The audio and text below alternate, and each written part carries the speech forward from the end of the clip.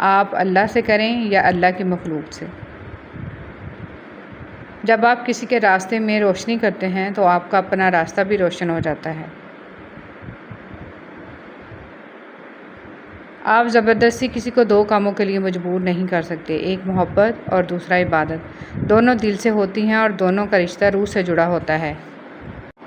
اپنی پسندیدہ چیز سے دستبردار ہونا اذیت کی آخری حد ہوتی ہے، اور اس اذیت کو سہ جانا ہی صبر ہے۔ تم میں بہترین شخص وہ ہے جو خود قرآن کی تعلیم حاصل کرے اور دوسروں کو قرآن کی تعلیم دے۔ زندگی کیا ہے؟ لمحے کی خبر نہیں۔ دلوں سے بدگمانیاں نکال پھینکیں، مسکرا کر سب سے ملیں۔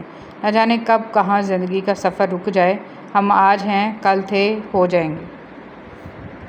اگر ہم اچھی چیزوں کو نظر لگ جانے کے ڈر سے شیئر نہیں کر رہے تو بری چیزوں کو بھی شیئر نہ کرنے کی عادت ڈالنی چاہیے، کیونکہ جتنی ہمیں ہماری خوشیاں عزیز ہیں، اتنی ہی لوگوں کی ذہنی صحت بھی قیمتی ہوتی ہے، جو ہماری مسلسل ڈپریشن زدہ باتوں سے متاثر ہوتی ہے۔ اور کچھ اذہان اچھی چیزیں یاد رکھیں نہ رکھیں، بری چیزیں پوری شد و مت سے یاد رکھتے ہیں۔ محبت کسی کے لیے اپنی جان قربان کرنا نہیں ہے، کیونکہ یہ جان تو اللہ کی امانت ہے۔ محبت تو کسی کی رضا اور خوشی کے لیے اپنی رضا اور خوشی کو قربان کرنے کا نام ہے۔ کپڑے اچھے یا برے نہیں ہوتے، کپڑوں کے اندر جو انسان ہوتا ہے نا، وہ اچھا یا برا ہوتا ہے۔ اگر اچھے کپڑوں کے اندر انسان ہی اچھا نہ ہو تو کیا فائدہ؟ جن کے دلوں میں رحم، طبیعت میں سادگی، احساسوں میں خلوص، ملنے میں اپنا پن، دلوں میں محبت اور سوچوں میں سچائی ہے، ایسے انسانوں کا وجود اللہ کی طرف سے مخلوق کے لیے نعمت ہے۔ اللہ تعالیٰ کسی کو ترساتے نہیں ہیں، بلکہ تھوڑا سا آزماتے ہیں کہ میری محبت کے دعوے کرنے والا میری محبت میں کس حد تک صبر کر سکتا ہے۔ صبر کرنے والے کبھی کمزور نہیں ہوتے، وہ دلیری کا پہاڑ ہوتے ہیں، چراغ ہوتے ہیں، اور جو اس کی محبت میں صبر کرتے ہیں اور اس پر کامل یقین رکھتے ہیں، وہ ان کے لیے کن فرما دیتا ہے۔ درود شریف کی عادت آپ کی زندگی پر ایسا اثر رکھتی ہے جیسے بنجر زمین سے سیراب کرنے کا سفر۔ تو جب بھی دل اداس ہو، آزمائش میں گھرا ہوا پائیں خود کو، تو دل کی بنجر زمین کو درود شریف سے معطر کریں، پھر سکون خوشحالی کے باغ عطا ہوں گے۔ محبت سے درود ابراہیمی پڑھ لیجئے۔ جب تک ہم دوسروں کی خوشیاں اور اپنے غم گنتے رہیں گے، ہم یوں ہی بے سکون اور مروت کی آگ میں جلتے رہیں گے۔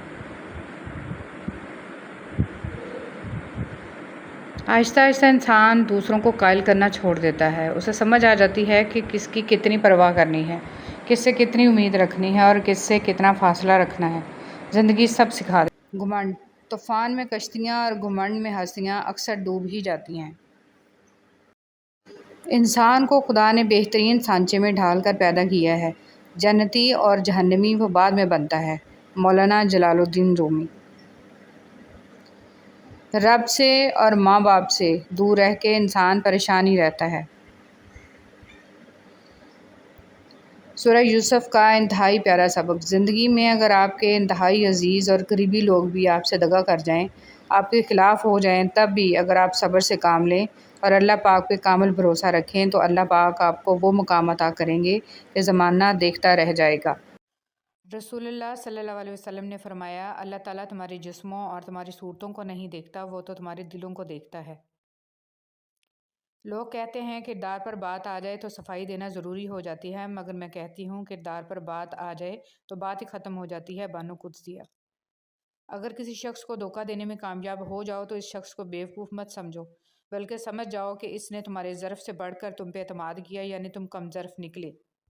انسان مایوس اور پریشان اس وقت ہوتا ہے جب اپنے رب کو راضی کرنے کی بجائے لوگوں کو راضی کرنے میں لگ جائے۔ چیزوں کی اہمیت نہیں ہوتی، وہ کبھی نہ کبھی مل ہی جاتی ہیں۔ صرف انسان ہیں جن کا کوئی نعم البدل نہیں ہوتا، وہ دوبارہ کبھی نہیں ملتے۔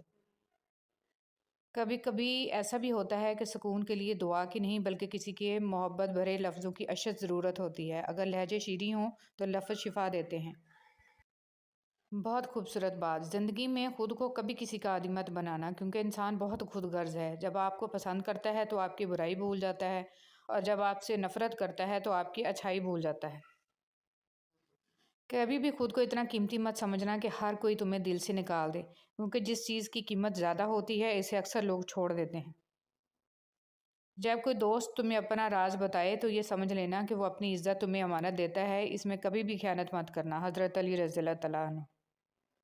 جس طرح لوگ مردہ لوگوں کو کندھا دینا ثواب سمجھتے ہیں، اسی طرح لوگ زندہ لوگوں کو سہارا دینا افضل سمجھ لیا کریں تو زندگی آسان ہو جائے۔ تکلیف میں صبر سے کام لو، کیونکہ سونے کو آگ سے آزمایا جاتا ہے اور مومن کو تکلیف سے۔ لباس قیمتی ہو یا سستا، کردار کو نہیں چھپا سکتا۔ اپنے کردار کو اچھا کرو، ہر لباس میں اچھے لگو گے۔ چھوڑنے والے چھوڑ جاتے ہیں، مقام کوئی بھی ہو، نبھانے والے نبھاتے ہیں، حالات جیسے بھی آ جائیں۔ خواہش کے سانپ کو ابتدا میں ہی مار دینا چاہیے، اگر دیر کرو گے تو یہ بڑھتے بڑھتے اژدہا بن جائے گا، تمہارے قابو سے باہر ہو جائے گا۔ مولانا رومی۔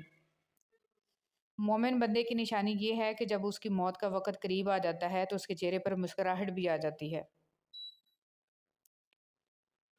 ہم عجیب طبیعت کے لوگ ہیں، سیدھی بات کرو تو بدتمیز، خوش اخلاقی سے پیش آؤ تو ڈپلومیٹ، اور اگر کسی سے اختلاف کرو تو بے ادب، اور اگر لحاظ کرو۔ وقت کی ضرورت تب ہوتی ہے جب کچھ برا کرنا ہو، ورنہ دنیا میں سب کچھ پانے کے لیے آپ کا حسن عمل اور اخلاق ہی کافی ہے۔ مشکلوں پہ غور کریں گے تو مشکلیں بڑھتی چلی جائیں گی، لیکن اگر آسانیوں پہ غور کریں گے تو آسانیاں بڑھتی چلی جائیں گی۔ جس چیز پہ آپ دھیان دیں گے وہی چیز بڑھتی چلی جائے گی۔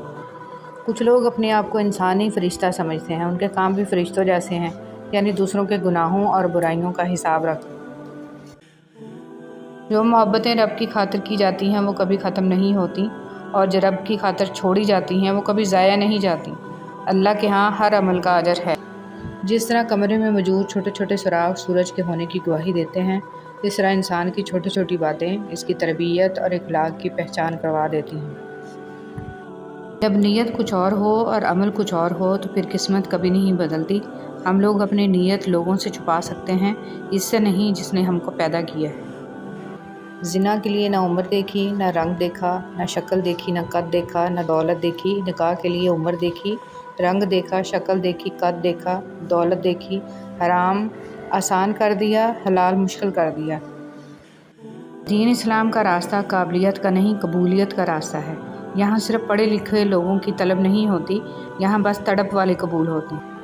کسی کو اداس پائیں تو کچھ وقت اس کو سن لیں۔ کبھی انسان کو اپنی حالت بتانے کے لیے ایک ہمدرد کی ضرورت ہوتی ہے، کوشش کریں ایسے وقت میں نصیحت سے گریز کریں۔ راستے میں سے تکلیف دہ چیز کا ہٹانا۔ رسول صلی اللہ علیہ وسلم نے ارشاد فرمایا، ایک شخص راہ میں جا رہا تھا، اس نے راہ میں ایک شاخ دیکھی کانٹوں کی تو اس کو سرکا دیا۔ اللہ تعالیٰ نے اس نیکی کو قبول کیا اور اس کو بخش دیا۔ صبح صبح اخبار کی جگہ اگر آپ قرآن مجید کے مطالعے کا معمول بنا لیں تو معلوم ہوگا کہ اصل کام کی خبریں تو قرآن مجید میں ہیں۔ نفرت ایک مردہ ہے جسے لوگ اپنے دلوں میں رکھ کر دلوں کو قبرستان بنا لیتے ہیں۔ انسان اپنے آپ کو خواہشات کے پتھروں میں چنواتا ہے، پھر جب سانس رکنے لگتا ہے تو شور مچاتا ہے۔ ایک شخص نے ایک بزرگ سے کہا، میں سکون چاہتا ہوں۔ بزرگ نے فرمایا، اس جملے میں سے میں نکال دو، یہ تکبر کی علامت ہے۔ چاہتا ہوں نکال دو، یہ خواہش نفس کی علامت ہے۔ آپ کے پاس صرف سکون ہی رہ جائے گا۔ لوگوں کے دلوں میں اپنا مقام اس طرح بنا لو، مر جاؤ تو تمہارے لیے دعا کریں اور زندہ رہو تو ملنے کی آرزو کریں۔ قرآن سیدھا راستہ دیکھتا ہے جو اس کی آیات میں ملتا ہے۔ قرآن کے علاوہ جو بھی راستے ہیں وہ گمراہی کے ہیں۔ شیطان قرآن سے سیدھا راستہ لینے نہیں دیتا، جیسے آج تک کسی نے نہیں بتایا کہ قرآن فرض ہے۔ اگر سکھی رہنا چاہتے ہیں تو لوگوں کو اپنی ذات سے متاثر کرنے والی سوچ کو اپنے دل و دماغ سے کھورچ کر نکال دیں۔ بات صرف احساس کی ہے، کسی کو 2 پل میں ہو جاتا ہے اور کسی کو صدیوں بعد بھی نہیں ہو پاتا۔ چہرے کی سفیدی اور محلوں کی اونچائی پر مت جانا، غور کرنا جس گھر میں ماں باپ ہنستے نظر آئیں سمجھ جانا وہ گھر امیروں کا ہے۔ اے میرے رب، ان دونوں والدین پر رحم فرما جس طرح انہوں نے مجھے بچپن میں پالا تھا۔ آسمانوں میں مقبولیت اور قبولیت کے ضابطے الگ ہوتے ہیں۔ اکثر زمین والوں کے ستائے ہوئے آسمان والے کے لاڈلے ہوتے ہیں۔ ہر منفی خیال سے دوستی رکھنے سے معذرت کر لیجئے اور ہر مثبت خیال کو ہر قیمت پر اپنا دوست بنا لیجئے۔ یقین جانیے جتنے مثبت خیال آپ کے دوست ہوتے جائیں گے اتنے ہی آپ کا شمار عظیم انسانوں میں ہوتا جائے گا۔